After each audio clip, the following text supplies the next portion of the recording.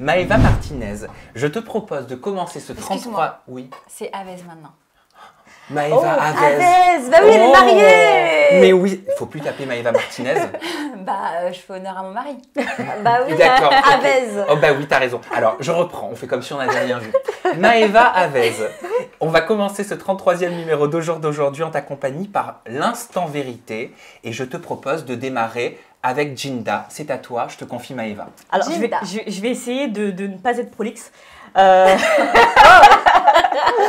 Sois donc concise. Je voulais juste revenir sur le dernier AJA qu'on a fait ensemble, où on parlait de la condamnation de Marvin Tillières. Donc on le rappelle, 6 mois de prison probatoire pendant 2 ans, un suivi psychiatrique pendant 2 ans avec obligation d'en référer au juge d'application des peines, 13 500 € d'amende pour les préjudices moraux et d'image, et interdiction bien sûr de harceler Maëva à nouveau en privé ou sur les réseaux sociaux, sous peine d'incarcération immédiate. Voilà, je voulais juste revenir sur mes propos, parce que j'ai dit que je trouvais la condamnation sévère. Alors, non, la condamnation en elle-même, elle est juste une fois, Sam, que tu m'as expliqué, bien évidemment, le pourquoi de cette condamnation. C'était juste 3 minutes après dans la vidéo. Exactement, Oui. Donc ça veut dire que quand vous regardez une vidéo, essayez de la regarder dans son entièreté, parce qu'en fait, je trouvais la condamnation sévère, je l'ai expliqué, j'aime pas qu'on condamne quelqu'un pour l'exemple. Que ce soit Marvin ou une autre personne, je trouve juste ça injuste qu'une personne prenne pour les autres et qu'il soit mis en exemple. C'est vrai, c'est ce qui est ressorti sur plusieurs journalistes qui disaient justement c'est une condamnation exemplaire. Et c'est là-dessus où tu n'étais pas d'accord. Exactement, c'est pour ça que je trouvais la condamnation sévère. Et une fois que tu as listé tout ce qu'il avait pu faire à Maëva, on l'entend, on me voit dire « Ah oui, j'étais pas au courant de tout ça », sous-entendu, bien évidemment, que je ne cautionne pas. Et je préférais te le dire voilà, de vive voix et à certains journalistes qui font plus ou moins bien leur travail. Voilà. Est-ce que tu veux dire un mot à Jinda par rapport à ce point-là? Oui, alors déjà, j'avais regardé effectivement l'interview dans son ensemble et pour ma part, j'ai bien compris que tu étais revenu sur ton point de vue. Je peux comprendre quand on n'a pas les tenants et les aboutissants qu'on puisse, que ça puisse sembler trop injuste. Aussi, je vais revenir sur le fait que tu aies dit mais pourquoi elle a attendu autant de temps? Oui. Parce que c'est vrai, ça ressort aujourd'hui alors que j'ai fait un chemin. Mais non, en fait, ça a été fait en novembre 2019, mais il y a eu le Covid. Donc, en fait, le jugement a été décalé de 1 an. D'accord. Voilà. Et je voulais aussi dire que je n'ai absolument pas parlé de cette histoire-là personnellement quand c'est arrivé. Mais effectivement, ça a été très difficile pour moi, déjà dans un premier temps. Ainsi que pour Julien, parce que je l'ai vraiment empêché de répondre chaque jour, chaque nuit. Vraiment, en permanence. Julien, c'est ton mari. Voilà. Qu'ils ne répondent pas, pour qu'on puisse faire ça dans les règles de l'art. Et c'est difficile pour un homme de laisser sa femme se faire menacer nuit et jour. Hein. J'ai dû changer de numéro, etc. Je n'allais plus chez moi. Ça a été beaucoup plus gros que ce que ça semble avoir été dit, vraiment, parce que j'en ai pas parlé et que je me suis totalement tue là-dessus. Mais c'est pas exemplaire, c'est juste. Et j'ai juste eu la conscience de tout screener, de faire toutes les preuves. Et j'ai eu une amie qui m'a vraiment poussée à aller et de faire tout ça dans le silence, en fait. Et faire tout ça dans le silence. Donc, d'ailleurs, j'incite vraiment les femmes à ne pas se laisser faire, femmes ou hommes qui se font harceler, et vraiment à tout screener. Voilà, si vous ne pouvez pas garder ça sur vous parce que vous avez votre compagnon à la maison qui peut regarder, envoyez ça toujours à une amie. Vraiment, et effacez. Faites ce que vous pouvez pour regarder les preuves. C'est très important. Est-ce que tu comprends justement les femmes qui On va laisser Jinda finir son angle avec Maëva et juste après, tu pourras t'adresser à Maëva. Maintenant qu'on a fait cette petite parenthèse, je voudrais juste qu'on regarde une petite vidéo. C'est Marvin qui réagit justement à sa condamnation. Pour toutes les personnes qui pensent que parce que Marvin il est en sursis, le sursis il concerne une enquête bien précise, d'accord? Tout le reste, ça reste pareil. Il y en a, ils ont pris la confiance, ils font que de m'envoyer des messages en privé, ça m'insulte, ça, vous êtes des fous, quoi. Vous pensez parce que Zarma, ça m'a mis en sursis que moi, je vais pas vous répondre. Je vous l'ai dit, il n'y a rien qui va changer pour vous, bande de fils de pute. Vous voulez pas comprendre. Quand tu vois ces images, est-ce que tu penses qu'il a compris?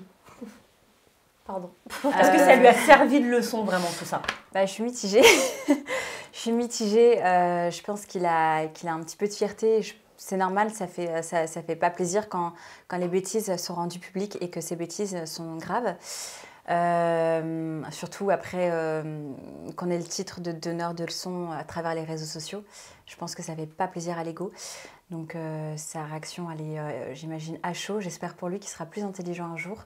Il aurait mieux fait de se taire ou de s'excuser publiquement. Pourtant, tu disais qu'au tribunal, en plus, il avait émis des regrets, qu'il avait même pleuré, je crois. C'est ça. D'après mon avocate, effectivement, elle me rendait des comptes sur ce qu'il se passait et c'est effectivement ce qui s'est passé. Mais bon, là, ça ne me concerne pas. C'est vraiment ce qu'il dit au grand public, à sa communauté. C'est vraiment dommage. Je pense que c'était quelqu'un qui aurait pu avoir du potentiel et faire quelque chose s'il n'avait pas tous ses démons. Donc, je vois que non, ça ne change pas. Et ma foi, moi, chacun sa vie, mais... Mais c'est quand même marrant, excuse-moi, qui pleure devant le tribunal, qui demande des excuses envers toi, mais quand il prend justement parole sur les réseaux sociaux, au contraire, il est en train d'insulter les personnes qui l'accablent de fils de PUTE. Alors, j'imagine que quand on vous accable, c'est la première réaction qu'on a. Enfin, pour certaines personnes, d'autres vont être un peu plus, prendre un peu plus de recul. J'imagine que là, ça a dû faire beaucoup pour lui d'un coup. Je pensais déjà qu'il ne s'attendait pas à ce que je porte plainte et qu'il ne s'attendait pas à cette peine. Donc, je ne sais pas, j'essaie d'être l'avocat du diable et de rester objectif parce que si je ne l'étais pas... Mais tu parlais de ces démons. Voilà. Est-ce que lors de vos tournages... Et en fait, non, mais c'est vraiment, il y a deux faces. En fait, il y a vraiment cette face-là, il y a une autre facette. Où il est pas bien évidemment, moi, j'aime pas les bad boys, hein, sinon j'aurais pas été avec lui. C'est pas du tout mon truc. Hein. Moi, je suis pas là, j'aime pas me faire violenter, j'aime pas les bad boys. J'ai jamais été en recherche de me faire un peu matraquer. Mais c'est vraiment parce qu'il a une autre facette. Et là que tu aimais, toi. Que n'importe qui peut aimer, vraiment une facette un peu plus humaine qui est profondément... Mais je voulais juste savoir par rapport à ces démons, c'est toi qui as employé le mot démon, est-ce que lors de vos tournages, justement, la production a vu ce côté-là de Marvin? On pense tous à Moundir et les apprentis aventuriers. Par exemple. C'est ça. Alors, on l'a trouvé exemplaire avec toi. Avec moi particulièrement. C'est pour ça que j'ai refait la bêtise d'accepter d'y retourner. C'est vrai qu'il avait été parfaitement exemplaire jusqu'à 2 mois après. Je te dis, il a changé. Moundir. Oui, parce que j'avais remis ça comme lui sur la faute de la jeunesse, mais non. Donc sur les tournages, la production, personne n'était au courant de cette facette-là de Marvin? Je pense que si, parce qu'il avait quand même... quand on est arrivé, il y avait quand même pas mal de passifs avec pas mal de candidats. Ouais. Ce qui fait que je me suis retrouvée un peu isolée, moi, avec mon coéquipier, parce qu'il y avait pas mal d'ennemis. Donc voilà, c'est pas nouveau. Hein. De toute façon, c'est depuis Secret Story qu'il a une réputation de mec un peu virulent.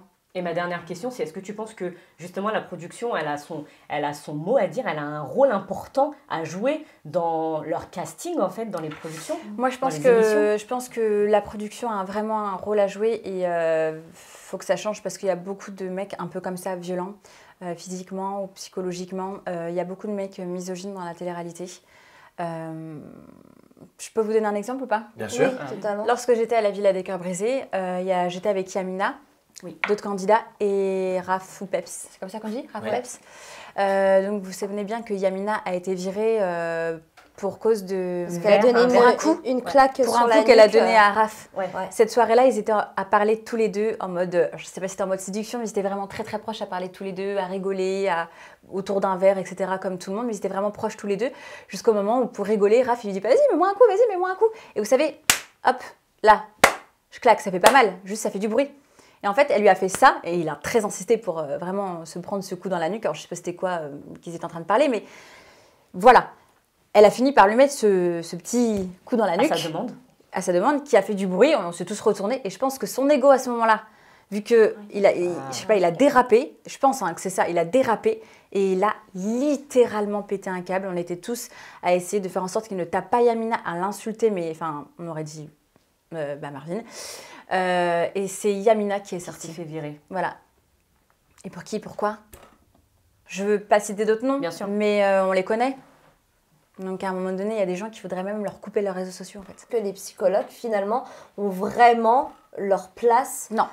Non. Voilà, j'ai pas l'impression on a de tout dans la télé-réalité. À quoi ils servent? C'est fiable. Ouais. Et il y a des gens qui, sans parler de violence, la preuve qu'il y a des personnes, que les psys ne font pas leur travail, il y a des gens qui sont beaucoup trop fragiles aussi pour pouvoir cautionner, pour pouvoir encaisser l'impact que peuvent avoir les réseaux sociaux ou la télé-réalité. Enfin, les deux combinés. Beaucoup sont castés comme ça à la base aussi. C'est vrai, hein. Aussi, bien sûr, moi, si j'avais eu une vie superbe, fait des études, etc., j'aurais sûrement pas fait de la Ça n'a télé-réalité. pas été intéressante. Finalement. Non. Sabrina, c'est à toi, tu peux Oui. partager un instant avec Maëva. Parce que j'ai vu dans le dernier Aja, tu sais, quand tu étais en FaceTime avec Sam, tu as parlé notamment d'une altercation que tu as eue avec Marvin sur les Champs-Élysées, où tu t'es retrouvé les tétés à l'air, comme tu l'as dit. Donc seins nus, t-shirt déchiré, avec Mélanie Dedigama qui était avec toi à ce moment-là.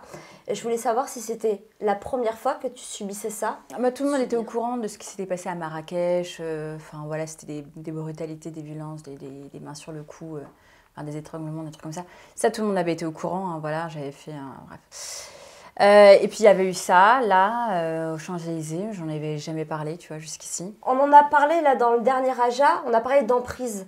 Est-ce que finalement, tu avais l'impression d'être sous cette emprise-là? Parce que pour refaire Moundir avec les aventuriers, alors que tu as vécu ça avec lui, est-ce que finalement, tu dis pas avec du recul, j'étais sous l'emprise de ce mec? Je peux pas te dire non. Ce qui je est peux pas te dire intéressant, oui. en fait, pour les jeunes Je pense femmes qu'il y a, qui il y a- nous je pense qu'il y a suivent. quelque chose d'emprise. Bien sûr, je pense qu'il y a une emprise. Il y a, Ouais. il y a une manipulation, tu sais, tellement de manipulation sur manipulation, l'ascenseur émotionnel, etc. Enfin, aujourd'hui, en étant bien traité pour la première fois, je veux dire, en ayant une relation saine, sereine, mais je sais pas ce que c'était avant.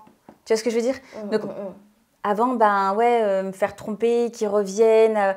T'avais pas le sens de la normalité. J'avais pas le sens de la normalité. Je pense qu'il y a plein de jeunes filles comme ça qui n'ont pas forcément le sens de la normalité. Donc, c'est compliqué de te dire à quel moment tu dois t'alerter. Je pense qu'en fait, tout le long de la relation, ton cerveau t'alerte. Si simplement tu écoutais un petit peu ta petite voix dans ta tête, tu le ferais. Mais il y a beaucoup de fragilité, il y a beaucoup de solitude aussi.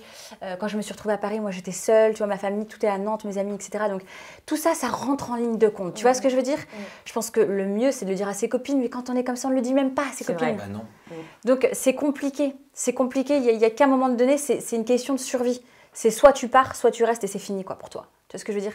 À quel moment tu as le déclic? Je sais pas, des fois les femmes ont le déclic à 40 ans, 50 ans, des fois elles l'ont jamais. Je pense que quand tu as une relation où tu es plus malheureuse qu'heureuse et où tu as plus de disputes que de bons moments, faut t'alerter, il faut partir. En fait, tout simplement, quand il y a plus de souffrance, quand le quota souffrance est plus haut que le quota bonheur, casse-toi. Bravo. Voilà. De mon côté, Maëva, j'aurais deux questions. La première, c'est en rebondissant sur une de tes déclarations. Tu m'as dit, j'en ai chié, j'ai morflé pendant des mois, moi et ma famille, mes amis, mon mari, H24, 7 sur 7, jour et nuit, ça a été très difficile. On l'a compris par rapport à toi. Par contre, c'est plus surprenant par rapport à ta famille, tes amis, ton mari. Qu'est-ce qui s'est passé? Du coup, vu que je répondais pas, il a décidé d'harceler mon mari et mes amis proches. Même de foutre la zizanie entre mes copines et moi, en racontant des conneries. Vraiment. C'est-à-dire je suis désolée. Même ton frère de 8 ans, je crois. Oui, il a menacé. Il a menacé de quoi? De le monter en l'air. Il a 12 frère ans. de 8 ans 12 ans, pardon. 12 ans. Ouais. Non, vraiment, c'est ça qui m'a... Ça m'a fait mal, puisque je me dis... ça, c'est ce qui m'a fait porter plainte. Ma deuxième question, ce sera la suivante. Elle concerne le média Mademoiselle qui a fait tout un article sur notre émission. Ils ont titré le candidat de télé-réalité Marvin Tillière enfin condamné pour violence et cyberharcèlement. Et ils finissent leur article en disant « La condamnation de Marvin Tillière est un véritable symbole pour la télé-réalité. Elle démontre que les candidats au comportement violent encourent des peines réelles. » Est-ce que tu considères que cette condamnation est un véritable symbole pour la télé-réalité? On finira cet instant vérité là-dessus. Alors c'est là, et effectivement, on peut parler d'exemple. Ouais. C'est-à-dire que ça a été le seul, parce que j'ai pris le courage de le faire, mais effectivement, c'est pas la seule personne dans la télé-réalité qui dépasse grandement les limites. Et j'espère qu'effectivement, ça servira d'exemple et que ces personnes-là arrêtent de se croire intouchables sous prétexte qu'elles ont une notoriété. Ça te choquerait de le revoir dans une émission de télé-réalité? Ça me choquerait. Okay. Vraiment, ça me choquerait.